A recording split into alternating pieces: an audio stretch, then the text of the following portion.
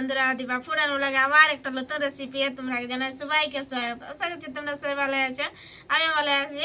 আজকে তোমাদের সামনে আবার নিয়ে চলে এসেছি আমি ছাতুর ভিডিও। তো কাল তো দেখাচ্ছিল তোমাকে বালি ছাতু, আজকে দেখাচ্ছি মুরাল ছাতু। এই যে দেখছো না কি সুন্দর ছাতুটা, দেখো কোনো কোনো।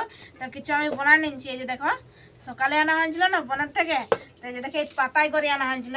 দেখছো না পাতাটা দেখো কি সুন্দর, কত বড় সাইজের পাতাটা। তো এটাকে আমি এখন বনাই নিব। তো আজ তো তোমাকে দেখাতে পারলে না যে জল দিয়ে গেছিলি বন, যে বনে কিভাবে ফুটে ছাতু গাছ। কাল আমি তোমাকে দেখাবো যে আমি কিভাবে আনি বনের থেকে ছাতু। এখন দমে ফুটছে বনের ছাতু।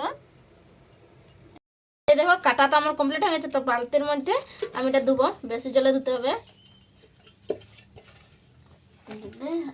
এভাবে করছি তাহলে যত বালি থাকবে সব ঝরে যাবে। বালি মাটি এই যে দেখছো না কেমন হয়ে আছে। এই যে দেখো মাটি।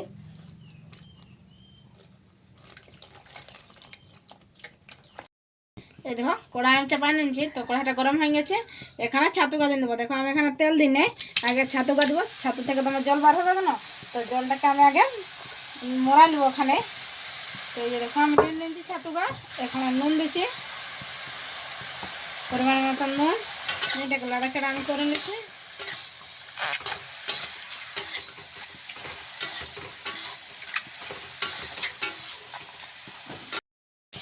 এই দেখো ছাতু একদম শুকনা হয়ে গেছে, যতটা জল বার হয়ে গেছে আর একদম শুকনা হয়ে গেছে। তো এখন আমি প্লেটের মধ্যে তুলে নিব।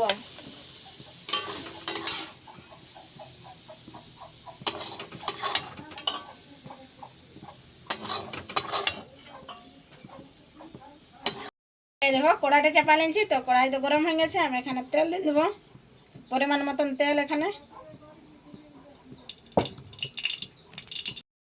এই দেখো তেলটা গরম হয়ে গেছে। আমি এখানে কাঁচা লঙ্কা চিড়ে চিড়ে দিয়ে দিচ্ছি। এখানে 5টা কাঁচা লঙ্কা দিচ্ছি। লাড়ে এখানে পেঁয়াজ কুচি আমি আগে করে নিয়েছি, তো এখানে পেঁয়াজ কুচি দিয়ে দিচ্ছি।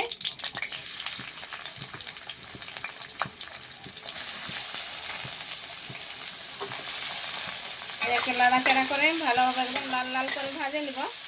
এখানে আমি নুন দিচ্ছি, ছাতুয়ে তো আগে আমি নুন দিয়েছিলি। এখানে পেঁয়াজের অনুসারে আমি এখানে নুন দিচ্ছি।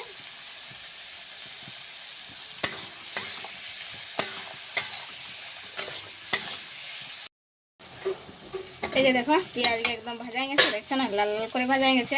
তো এখানে আমি কিছু গুঁড়া মশলা দিয়ে নিব। এখানে আমি দেবো হলদি পাউডার, দেবো পরিমাণ মতন,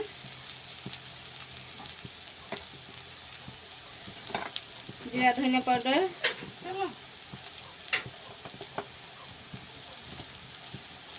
মিক্স মশলা দিয়ে এখানে লাড়াচাড়া করে মশলাটাকে ভাজে নিব। এখানে আমি অল্প জল দিয়ে নিচ্ছি। অল্প জল দিয়ে মশলাটাকে ভালোভাবে ভাজে নেব।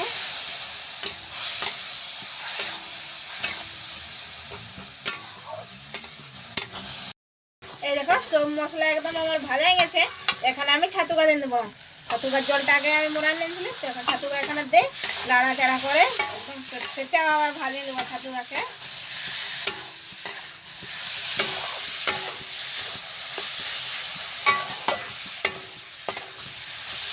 এই যে বন্ধুরা দেখো ছাতু ভাজা একদম আমার কমপ্লিট হয়ে গেছে। তোমাকে তুলে দেখাচ্ছি। এই যে দেখো আমি একদম লাল লাল করে ভাজা নিয়েছি ছাতু গা। তো এখন আমি প্লেটের মধ্যে তুলে নিব। এই যে বন্ধুরা দেখো মুরাল ছাতু ভাজা আমার একদম কমপ্লিট হয়ে গেল। আপনারা একবার এইভাবে অবশ্যই ভাজেন, দেখবে মুরাল ছাতু খেতে খুবই টেস্টি লাগবে। আর আমার রেসিপিটি যদি ভালো লাগলো বন্ধুরা, তো লাইক কমেন্ট শেয়ার আর সাবস্ক্রাইব করতে ভুলবেন না। আজকের জন্য বাই, আবার দেখা হোক তোমার সাথে নতুন রেসিপি নিয়ে।